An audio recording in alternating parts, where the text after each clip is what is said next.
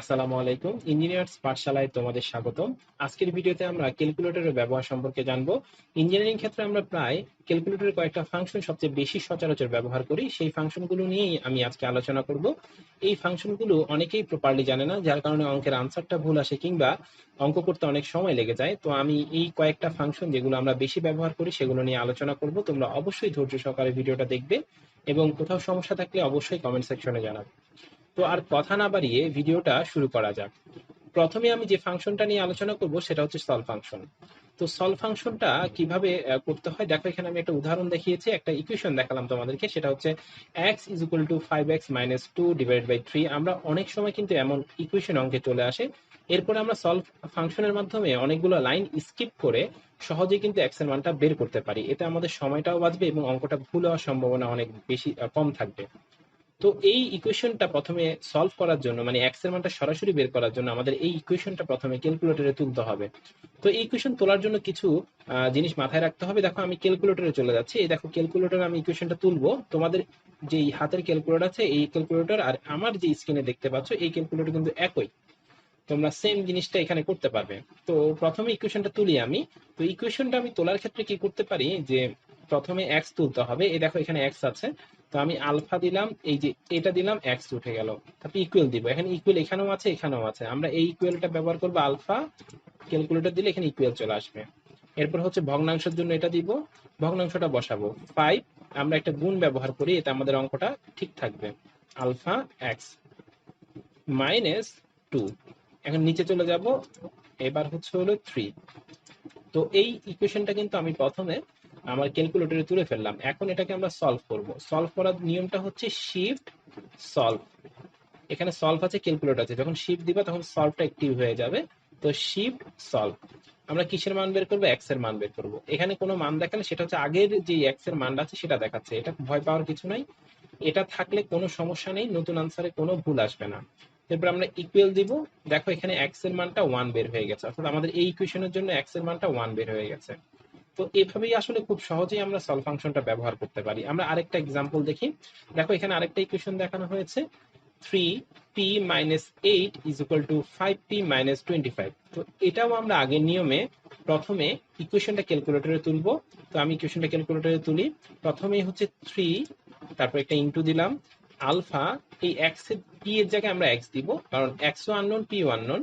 তো এক্স দিলাম মাইনাস 8। এখন ইকুয়াল দিব আলফা, এই যে ইকুয়াল 5 ইনটু আবার আলফা এক্স মাইনাস 25।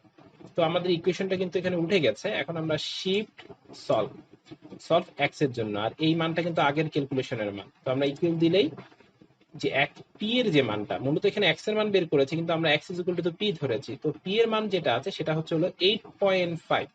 আমরা কিন্তু কোনো ক্যালকুলেশন ছাড়াই সরাসরি কয়েকটা বাটন চাপ দিয়েই কিন্তু এই পি এর মানটা সরাসরি পেয়ে গেছি। এতে কিন্তু আমাদের সময় বাঁচবে এবং ক্যালকুলেশনটা ভুল হবে না। তো তোমরা এইভাবে সলভ ফাংশনটা ব্যবহার করতে পারবে।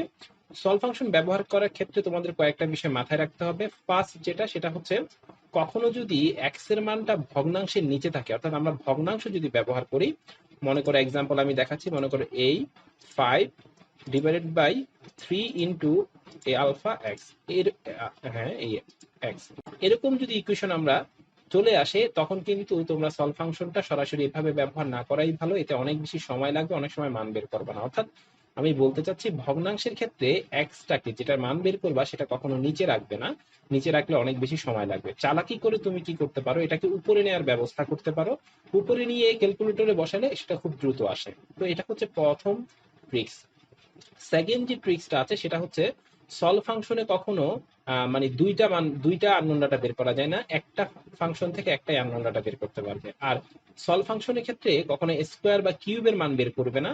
দুই একবার বের হতেও পারে কিন্তু ম্যাক্সিমাম সময় এর মানগুলো সঠিক বের হবে না। তো সেক্ষেত্রে তোমরা অবশ্যই সলভ ফাংশনটা ব্যবহার না করে অন্য কোনো পদ্ধতিতে এক্স এর মানটা বের করবে। তো এখানে দেখতে পাচ্ছ x square plus 5 is equal two 2x, এটা ভুলেও সলভ ফাংশনে বের করবে না। তো এরপরে আরেকটা জিনিস মাথায় রাখতে হবে, সেটা হচ্ছে থিটা অর্থাৎ কোণের মান কখনো সলভ ফাংশনে ব্যবহার বের করার চেষ্টা করবে না। দেখো এখানে একটা ইকুয়েশন আছে 5 plus sine theta is equal to cos theta. অনেকে এখানে সলভ ফাংশন ব্যবহার করার চেষ্টা করে, দু একবার সঠিক আনসার আসলেও ম্যাক্সিমাম সময় ভুল আনসারটা দেয় বা আনসার দেয়ই না, তোমার সময়টা নষ্ট হবে। তো এরকম ইকুয়েশন থাকলে কখনো সলভ ফাংশন ব্যবহার করবে না। তো এই ছিল সলভ ফাংশনের খুঁটিনাটি। আশা করি তোমরা সলভ ফাংশন বুঝতে পেরেছো। এখন আমরা দ্বিতীয় টাইপে চলে যাব। এরপর আমরা যে জিনিসটা সবচেয়ে বেশি ব্যবহার করি সেটা হচ্ছে সলভ ইকুয়েশন। সলভ ইকুয়েশন অনেকগুলো টাইপ আছে, তার মধ্যে দুইটা টাইপ আমরা সবচেয়ে বেশি ব্যবহার করি। আমি প্রথমে টাইপ 1 নিয়ে আলোচনা করব। তো টাইপ 1-এ আমরা মূলত কি করব, যে দুইটা আননোন দুইটা ইকুয়েশন বা সমীকরণ থেকে দুইটা আননোন ডাটা বের করব। অর্থাৎ দুইটা, দেখো এখানে একটা উদাহরণ দেখানো হয়েছে, দুইটা সমীকরণ আছে 5x - 3y = 5, আর হচ্ছে 8x - 4y = -6। এরকম সমীকরণগুলো আমরা 8-9-এ প্রতিস্থাপন বা নির্ণায়ক এরকম পদ্ধতিতে আমরা বের করেছি, কিন্তু এখানে আমরা ক্যালকুলেটরে সরাসরি বের করব, এতে আমাদের সময়টা বেঁচে যাবে। তো এই ইকুয়েশন তোমরা যেটা দেখতে পাচ্ছ, এটাকে সলভ ইকুয়েশনে যদি সলভ করতে চাও, প্রথমে সলভ ইকুয়েশনে যেতে হবে। সলভ ইকুয়েশনে যাওয়ার নিয়মটা হচ্ছে এই যে এখানে মুড দেখতে পাচ্ছ, মুডে ক্লিক দিতে হবে। মুডে ক্লিক দেওয়ার পরে দেখবে এখানে অনেকগুলো অপশন চলে এসেছে। এই 5 নাম্বার যে অপশন আছে সেটাই হচ্ছে সলভ ইকুয়েশন।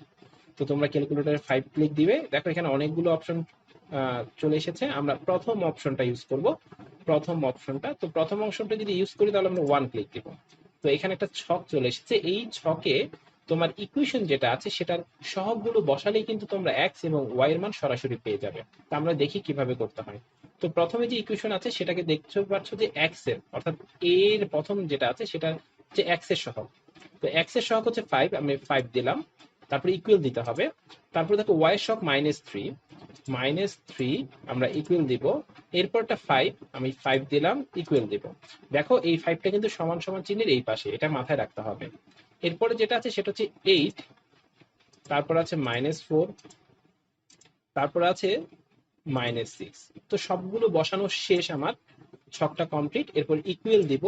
তো দেখো এখানে প্রথমে এক্স এর মান 19/2। দেখো এই যে ফর্মে দেখানো হয়েছে সেটা হচ্ছে ভগ্নাংশ ফর্ম, আর ইংরেজিতে যদি বলি এটাকে বলে স্ট্যান্ডার্ড ফর্ম। তো এই স্ট্যান্ডার্ড থেকে যদি আমরা দশমিকে যেতে চাই, এখানে একটা অপশন আছে SDDS, অর্থাৎ স্ট্যান্ডার্ড টু ডেসিমাল, ডেসিমাল মানে দশমিক, ডেসিমাল টু স্ট্যান্ডার্ড। তো এটা যখন ক্লিক দিবা দেখো 9.5 চলে এসেছে, আবার এটাকে ক্লিক দিলে আবার আগের মতো চলে এসেছে। তো অঙ্কে কখনো যদি ভগ্নাংশ প্রয়োজন হয় এই S2D অর্থাৎ স্ট্যান্ডার্ড টু ডেসিমাল অপশনটা ব্যবহার করতে পারো। তো আমরা এক্স এর মানটা কিন্তু এখানে পেয়ে গেছি, আবার ইকুয়াল দিলে ওয়াই এর মানটা পেয়ে যাব। ওয়াই এর মানটা আমরা দশমিকে 17.5 পেয়েছি। তো এইভাবে তোমরা কিন্তু সলভ ইকুয়েশনের টাইপ 1 ব্যবহার করতে পারো। আমরা আরেকটা ইকুয়েশন সলভ করব। দেখো সলভ ইকুয়েশনে কিন্তু এখানে যাচ্ছে না, রয়ে গেছে। তো আমি এটাকে দূর করার জন্য এই মুভ টিপ দিয়ে 1 টিপ দিব, এই 1।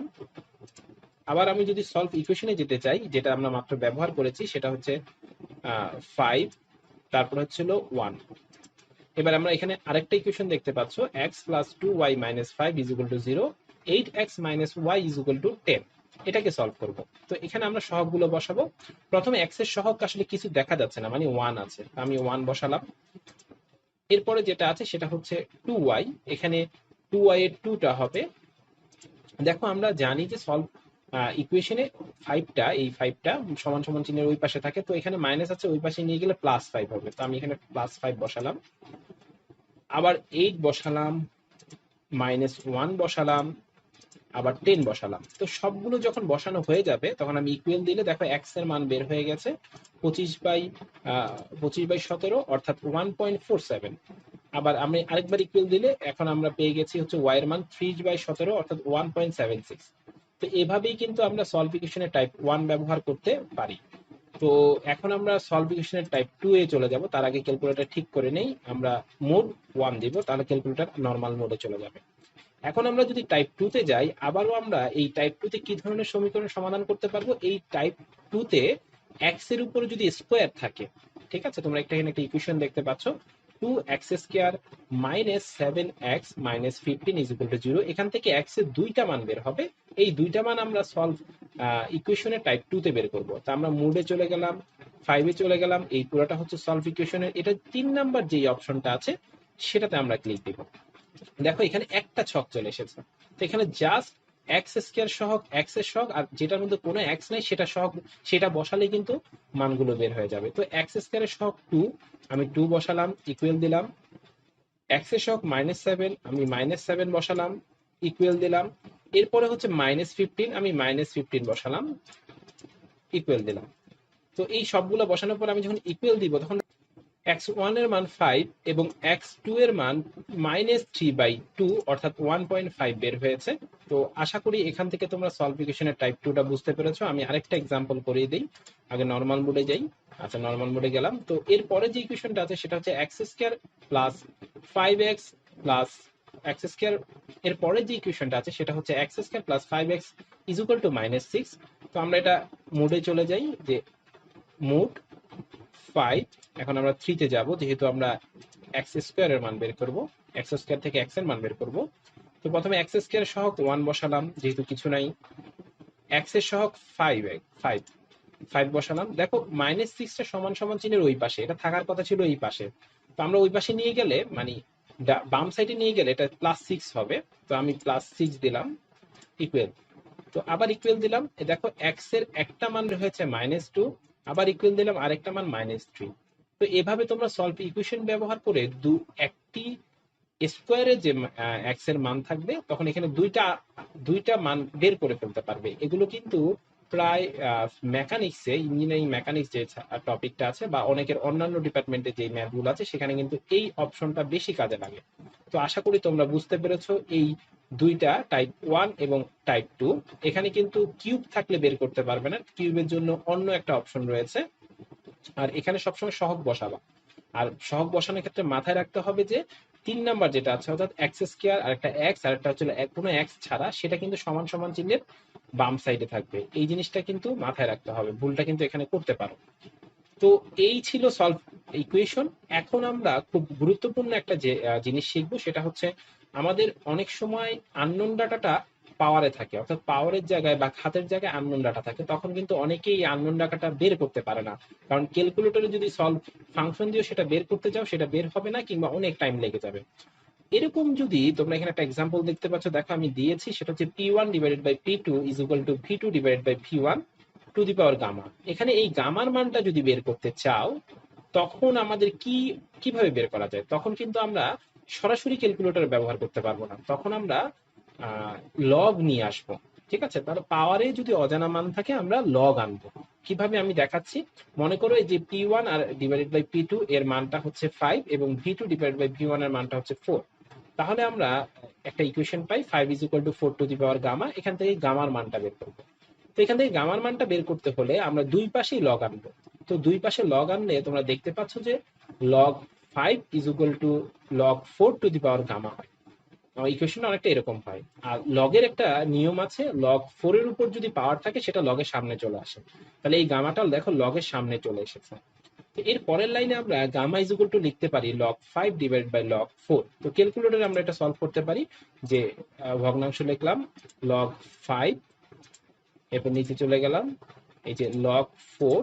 তো এভাবে আমরা একটু ক্যালকুলেশন করে গামার মানটা 1.16 পেয়ে গেছি।